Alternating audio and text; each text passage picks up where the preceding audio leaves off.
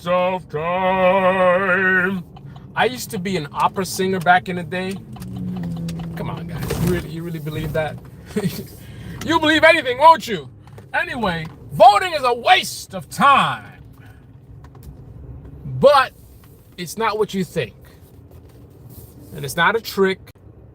I mean what I say, but it's definitely not what you think. Now let me place my order. I'll be right back.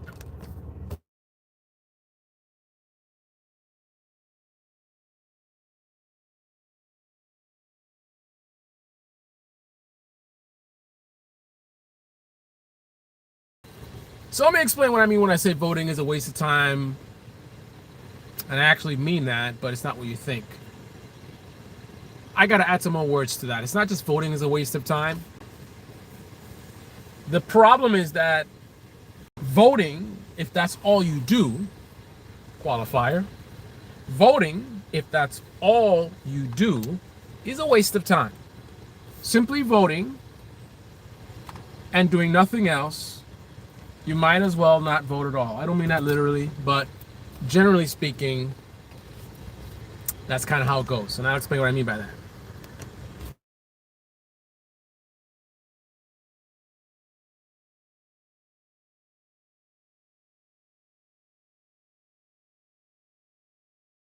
Now, isn't that interesting? I say voting, if that's all you do is a waste of time. But isn't that exactly what an overwhelming majority of American voters do? They just simply vote and that's it. Wait a minute. Isn't it interesting when you actually understand how things work, that a lot of things become very clear and they kind of fit together? Because if you think about that concept, that if all you do is vote, it's a waste of time, and then you look at how long we've been voting, and we look at what gets accomplished and what doesn't, how much power the donors have, how much power the elites have. You look at what the people have been asking for, who they vote and they're asking for certain things, and you look at what gets delivered, contrast that with what the donors ask for versus what gets delivered, and it's like, wait a minute, our votes don't have any power. If that's all you do, then yes. If all you do is vote, then he doesn't have much power. And then you have, again, it's I guess it's like a mathematical thing, right? If you're doing a mathematical formula and you start with some data that's incorrect, then I don't know, I don't care what kind of stuff you do in the end, your answer is going to be wrong no matter what you do after that. Like if you start with the wrong numbers, right? We want to figure out how to we want to figure out, you got 4 cars and you get another car, what are the total cars? And then you're sitting there looking at a picture of 3 cars thinking it's 4 cars, and then you try to add that. If it's actually literally 3 cars and you're adding it to another one, you're never going to get the correct answer because you're starting with the wrong information, right? So if you don't even understand how voting works, right, then when you see it not working, you're gonna come to false conclusions like, oh, voting actually doesn't work, and we don't actually have a democracy. We don't have a democracy anymore, and these elites, they have all the power, and the donors, they're the ones running things. No, we run things, right? We run things just like any manager runs things.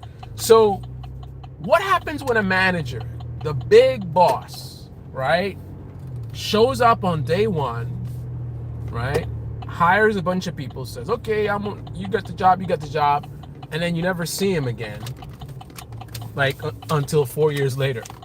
How do you think those employees are going to work? How productive is it going to be for a manager that we're the managers, right? The politicians, they work for us. We're the boss, right? So how can we complain about the workers not doing the work, right? We've got work to do, which is to manage the workers, right? So voting is simply the first step. That's all it is. Voting is the first step. And actually, technically, if you guys have been watching my channel for a while, you know that I believe there's a couple steps before voting, right? There is the demands, right? Like if you don't start with the demand, if you're just showing up at the poll, then like, what are you really doing? You start with the demand. Like, what is it that you want, right, to happen, right? And you go out there and say, listen, man, I'm not voting for anybody who's not delivering on X, Y, and Z. All right? Then the scumbag politicians will be like, oh, really? Okay, yeah, I'll do it. I'll do it. They don't really intend to do it. They'll just say it just to get your vote, right? Step 2 is you got to give them some threats. You got to let them know, like, you're not playing around. Listen, man. Oh, you going to do it? You sure you're going to do it? Because if you don't, this is what's going to happen. I'm going to vote you out of office, right? There's going to be consequences. And I'm not going to accept excuses. I got to see you trying really, really hard. Same thing like, just like a boss, right? We're the boss. This is how a good boss would act, right? A good boss knows how to distinguish between someone who's putting in a good effort and failing, and then we say, how can we help them? Versus someone who's just lazy. They're not putting in the effort, and that's why they're failing, because they're not putting in the effort, and that's the person you get rid of. You vote them out, right? You got to be just like that. So we don't just say, this is what we want, and then if they deliver, great. If they don't, then no. We expect them to deliver, but if they don't deliver, there's a question of, are they fighting like hell to make this happen? Or are they just pretending to be like, okay, just going through the motions? Like, is their heart really in it?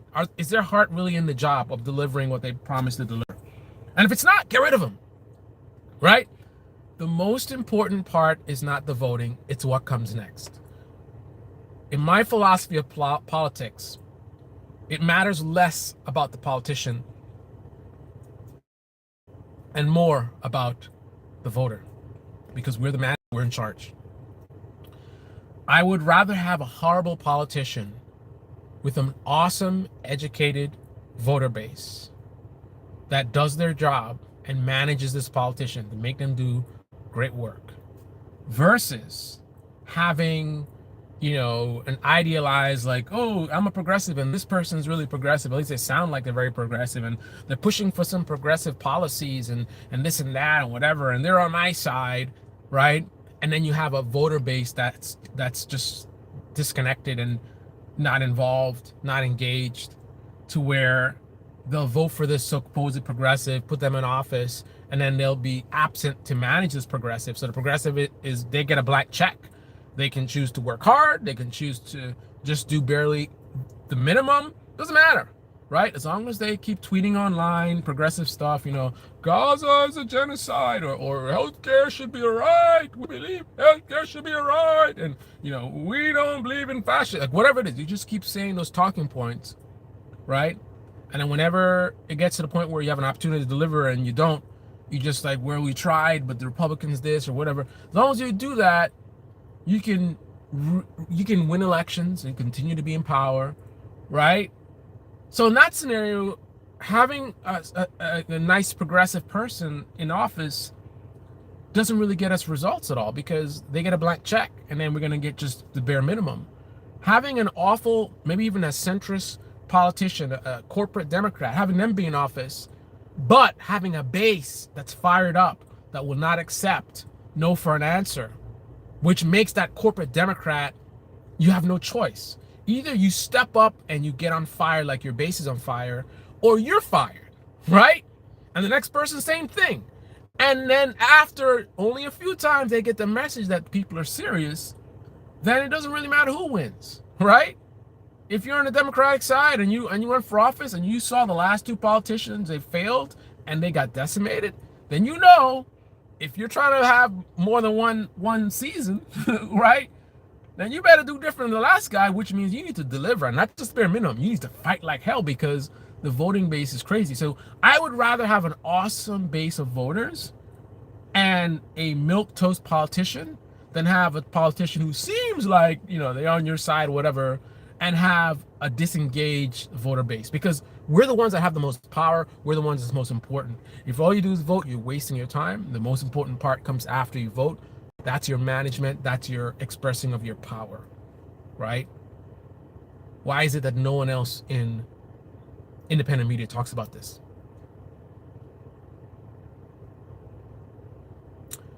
Maybe because they're YouTubers and they're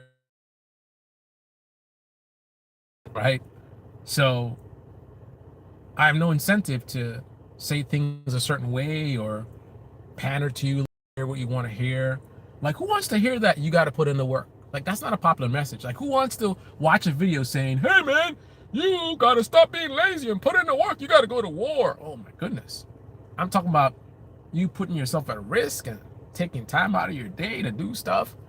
Like, who wants to hear that? You'd rather listen to another left-wing channel say something about, this is the right politician to vote for, and then you vote for them and you kind of sit back. And then if they don't deliver, the same people who told you to vote for them be like, well, they tried and da-da-da, right? And then you continue voting for them. Same thing, right-wing. You'd rather listen to someone tell you, another story, right? My story, you got to put work in. And who wants to put in work, right? It's more popular to tell you a story about, let's find a savior. Somebody save me. No one's coming to save us. We got to save ourselves, right? We got to come to the realization that people in independent media, especially, they're not on our side. They're not in it with us. They are entertainers. They are content creators. Their goal is content.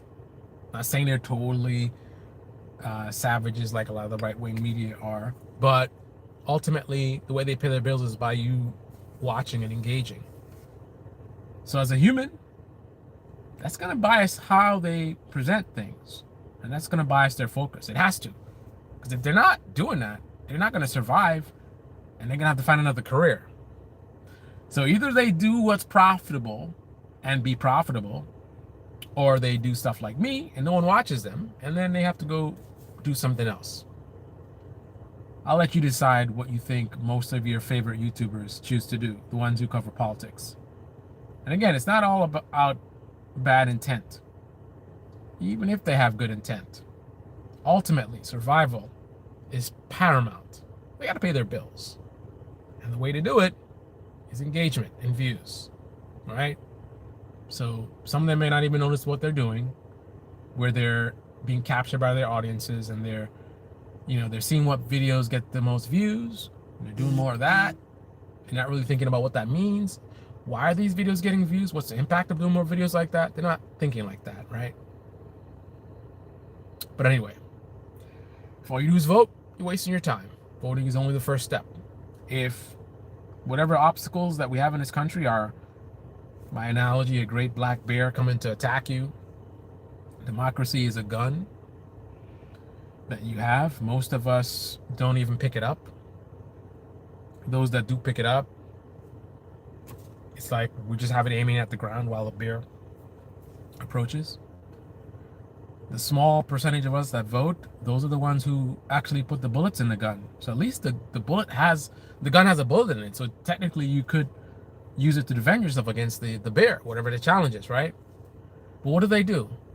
They put the bullet in the gun, which is them voting, and then they stand there with the gun aimed at the ground and let the bear approach and devour them. And then they complain and say the gun didn't work. Democracy is self-service. It's not automatic, right? You got to not only load the gun, that's voting, but you got to also aim and you got to also fire. That's the part a lot of you are missing.